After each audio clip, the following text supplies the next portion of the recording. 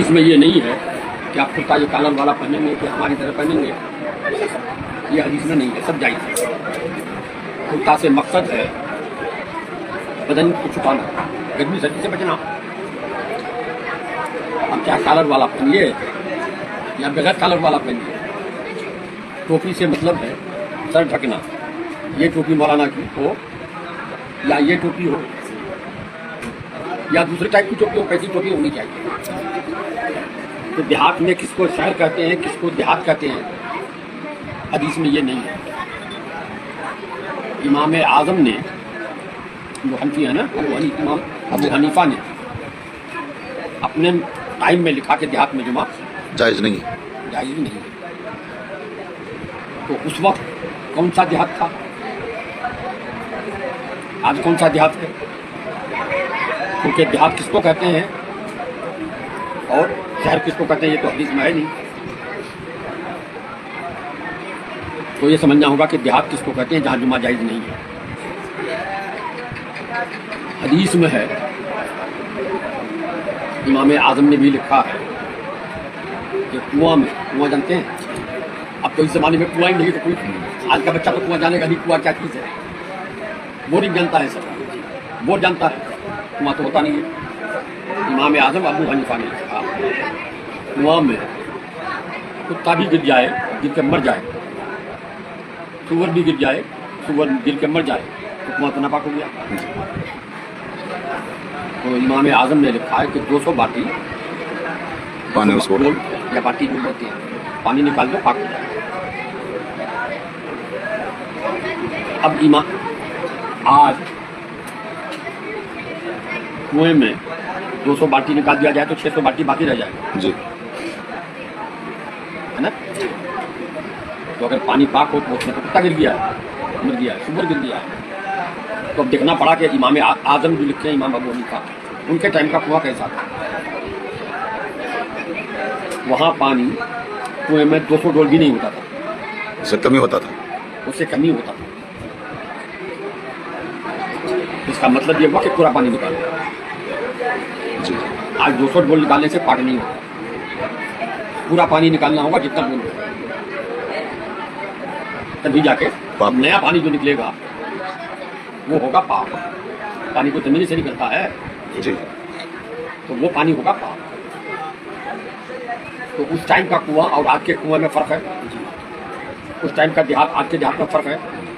आज भी कहीं कहीं है देहात, कोई है। हाँ, आप चले जाइए आप चले जाइए कर्नाटक,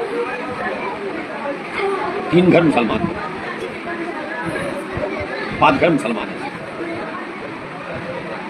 उन लोगों को एक कपड़ा लेना हो तो बस से शहर जाना पड़ता है, मार्केट जाना पड़ता है। वहाँ कोई मार्केट नहीं। उन लोगों के घर में अंडा अपना, अंडा खरीद के नहीं खाता, मुर्गी अपनी, मुर्गी खरीद के नहीं खाता। लेकिन इसके अलावा गोश्त लेना हो, मछली खरीदना हो तो उसको बाजार जाना ही पड़ेगा। वो है देहात उस जमाने का। शहर उस जमाने का क्या था, उस जमाने में पक्का सड़क का तो रिवाज था नहीं। रोड उस जमाने में पक्का होता ही नहीं था, कच्चा ही रोड रास्ता होता था, चौड़ा रास्ता होता था, बैलगाड़ी पास हो सकता था। हदीस में हुजूर ने फरमाया कि रास्ता ऐसा बनाओ, एक रूट इधर से जा सके, एक रूट उधर से आ सके, क्रॉसिंग वाला, आप क्रॉसिंग कर सके, जा सके जी। बस इतना ही बड़ा रास्ता होता था, पक्का रास्ता नहीं। पक्का मकान इस तरह से तो होता ही नहीं था। ईंट मिट्टी गाड़ा देके जोड़ के कुछ लोग बनाता था, जो अमीर लोग होता था। वो गरीबों का वो भी नहीं होता था, झोपड़ा बांस का खूटा देके, या कोई जो जंगल है तो लकड़ी की का खूटा देके ऊपर छप्पर बनाता था। और शहर जो होता था तो वही ईंट गाँथ के मिट्टी से यही होता था। आज उस वक्त के शहर से आज का देहात अच्छा है। जी। उस वक्त के शहर से आज का देहात हम लोग का अच्छा है। अच्छा है। उन लोग देखता हम लोग का देहात को, उसको कहता शहर, और अपने यहाँ के शहर को कहता देहात। अगर देख लेते तो वहाँ जुमा आज भी न जाए। कहीं अगर कोई 2 घर बस दिया, जाकर के भाग गया, 3 घर बस गया, तो वहाँ उस 3 घर के लिए आप जुमा कीजिएगा कहीं, ये जायज़ नहीं है। जुमा का मतलब जुमा है। जुमा का मतलब कि जहाँ बहुत से लोग जमा हो। जी जी। वहाँ तो बहुत से लोग जमा होंगे नहीं, 3 घर गई है। तो अब क्या किया है, अब इस ज़माने में जहाँ मस्जिद है, मस्जिद में पूरी आबादी के लोग अगर नमाज पढ़ने आ जाएं तो जगह नहीं है। वो इस जमाने के लिए शहर है। जुमा के मसले में चल रहा है।